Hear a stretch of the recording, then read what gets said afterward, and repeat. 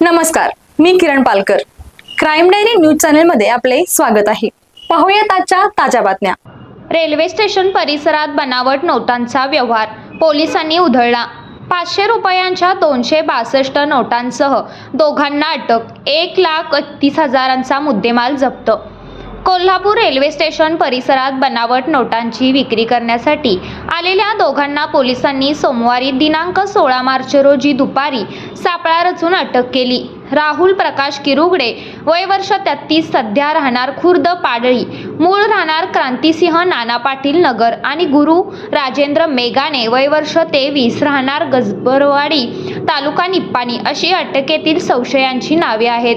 त्यांच्या ताब्यातून 500 रुपयांच्या 262 बनावट नोटा पोलिसांनी जप्त केल्या असून त्यांची किंमत 1,31,000 रुपये आहे.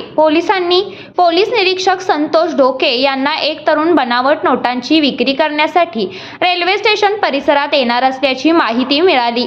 त्यानुसार पोलीस उपनिरीक्षक आकाश जाधव यांच्या पथकाने सोमवारी दुपारी रेल्वे स्टेशन बाहेरील मोकळ्या जागेत सापळा रचला.